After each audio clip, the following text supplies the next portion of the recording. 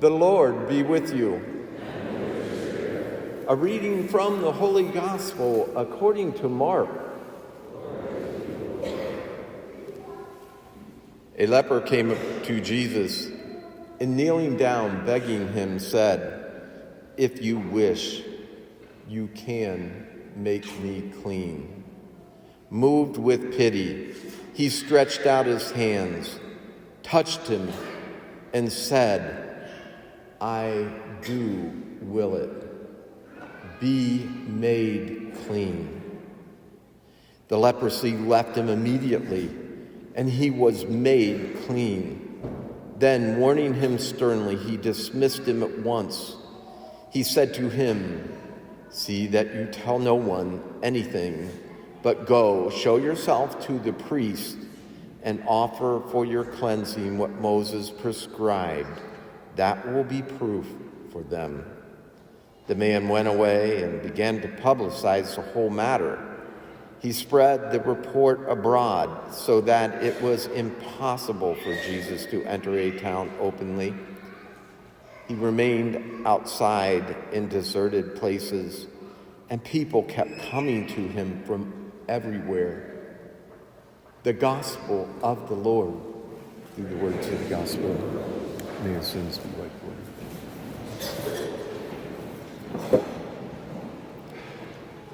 We have some great readings here today, and the readings about leprosy are meant for us to reflect on what leprosy does to the body, sin does to the soul. It is a symbol of what is happening within our souls with sin. Peter Kreeft is one of my favorite theologians, and he reflected on these readings, and he described it in this way. Leprosy does not kill the body immediately. What it does is slowly disfigures it. The only place for evil to exist is in things. Now, all things are good because all things were created by God. Evil is not a thing, but it is a lack of a right order of a thing, like illness in the body or blindness in the eyes. God created all things and made them good. But the life of one thing, like a virus or cancer, if you think about it, or leprosy, it can be horrible to the life of another thing, like a human body. Evil is a lack. It's not a thing. It means that evil cannot win in the end. Evil cannot totally and finally overcome good because why? It is dependent on the good. It needs the good of the place that it can live in. So what is evil? It is a parasite on good. If a parasite kills its host, it dies too. Leprosy. Leprosy is a very ugly disease. It disfigures the most human part of the body. It's actually the most beautiful part of our body, the most holy part of our body, namely the face. Sin does that to the soul. It disfigures not the soul's feet or hands or stomach or shoulders or legs, but the soul's face, the eyes of understanding and love. Demons always attack the most holiest things. Saints, they'll attack saints. They'll attack you and I. Reverence for Christ's real presence in the Eucharist. A woman's womb and the power of procreation. They attack our virtues, turning courage into pride and humility into despair and depression. Nothing is holy to them, and they want to make themselves cynics who sneer at holy things.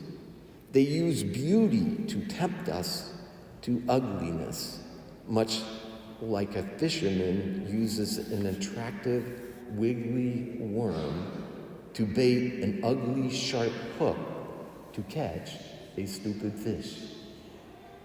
If sin didn't look like fun, Peter Kreeft says, we'd all be saints, wouldn't we?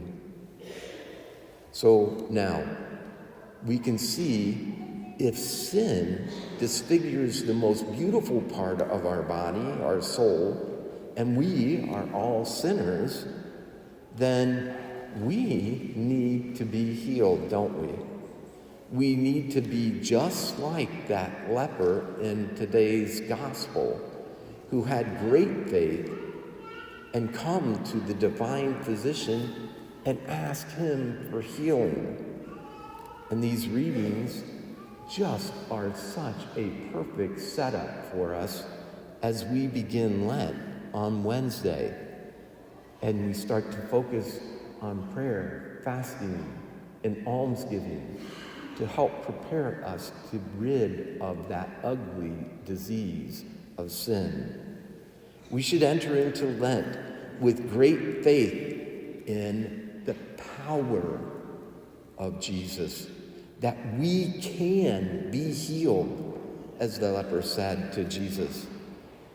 If you wish, you can make me clean. And what did Jesus say? He said, I do wish, be made clean. Be made. Like he created the world, let there be light. Let there be the waters.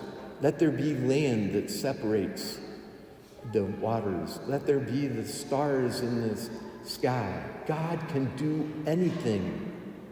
And he says to you, let you be made clean.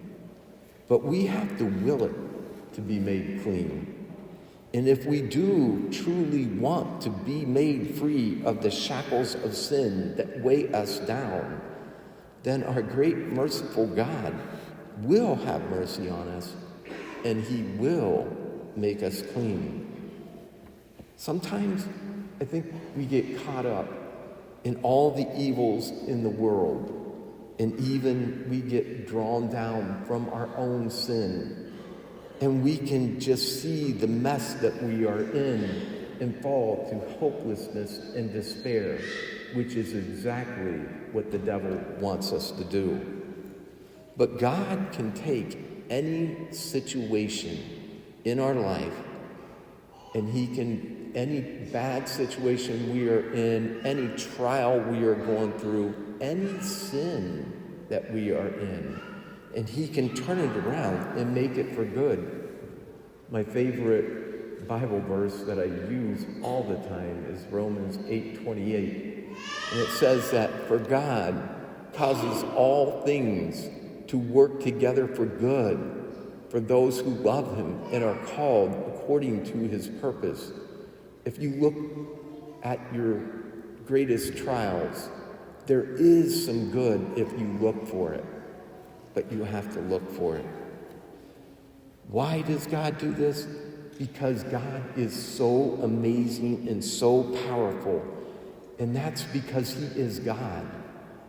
But he is also so compassionate and merciful, and that's because he is perfectly man. As we get ready to enter into this most holy time of the year, may we use our Lent of prayer, fasting, and almsgiving to turn away from the ugly sinfulness of our lives that disfigures the most beautiful part of our body, the face of our soul.